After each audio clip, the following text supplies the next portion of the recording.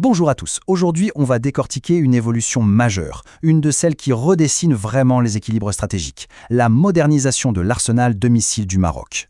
On va voir ensemble comment le pays a complètement repensé sa doctrine de défense pour passer d'une armée, disons, classique à une véritable force de frappe chirurgicale.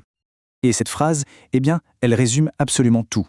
Aujourd'hui, la puissance, ce n'est plus juste une question de quantité, de combien de chars ou d'avions on possède. Non, c'est une question de discrétion, de précision et surtout de cette capacité à neutraliser une menace bien avant qu'elle ne devienne un vrai problème. C'est un peu comme un jeu d'échecs, mais à l'échelle technologique. Attention, il ne faut pas voir ça comme une simple course à l'armement. C'est bien plus profond.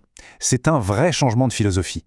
Le Maroc est en train de basculer d'une logique de masse, de force brute, vers une doctrine où la technologie et la précision sont devenues les clés de voûte de toute sa stratégie de défense. Pour bien comprendre, regardons ce comparatif. D'un côté, on avait une défense qui reposait essentiellement sur des équipements traditionnels, assez classiques. De l'autre, on a cette nouvelle doctrine qui est proactive. L'idée, ce n'est plus seulement de savoir réagir à une attaque, mais c'est d'avoir les moyens d'anticiper les mouvements de l'adversaire et de pouvoir frapper de manière chirurgicale si nécessaire. Alors, concrètement, ça donne quoi ?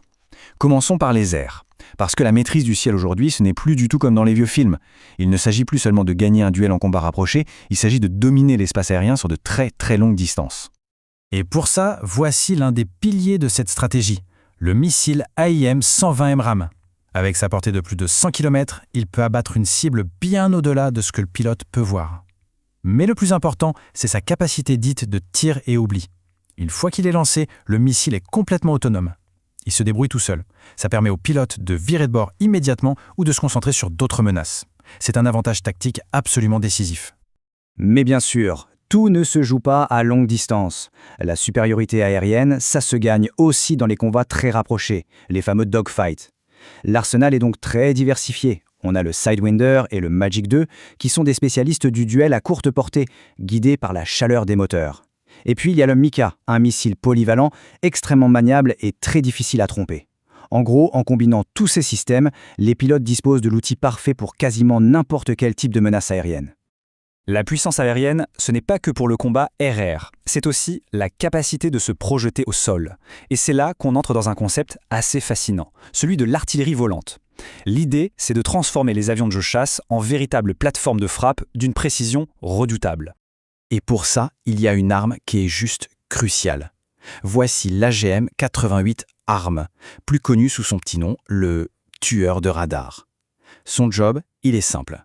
Il détecte les ondes émises par les radars de la défense antiaérienne ennemie et il fonce droit dessus pour les détruire. Autrement dit, sa mission, c'est d'aveugler l'adversaire avant même que le gros de l'attaque n'arrive. Le processus est d'une efficacité redoutable. L'avion détecte une émission radar hostile.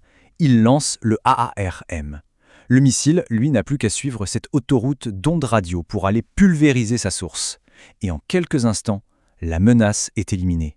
Ça permet de créer un couloir sécurisé pour les autres avions, qui peuvent alors opérer avec un risque beaucoup plus faible. Une fois que la voie est libre, que les radars sont neutralisés, il faut pouvoir frapper les cibles au sol. Et c'est là qu'intervient l'AGM-65 Maverick. C'est l'outil parfait pour l'appui aérien rapproché, capable de détruire des chars, des bunkers, des véhicules en mouvement, le tout avec une précision diabolique. Cette même logique de contrôle, de précision, de dissuasion, on la retrouve évidemment en mer. Quand on a 3500 km de côte à surveiller, une capacité de dissuasion navale crédible, ce n'est pas juste une option, c'est une nécessité stratégique absolue. Pour ça, l'arsenal marocain combine deux systèmes anti-navires qui sont redoutables. D'un côté, le fameux Exocet, avec une portée qui frôle les 180 km, et de l'autre, le Harpoon Block 2, qui lui peut aller chercher une cible jusqu'à 280 km. En combinant les deux, on crée une sorte de bulle de protection de plusieurs centaines de kilomètres au large des côtes, capable de tenir à distance n'importe quelle menace navale.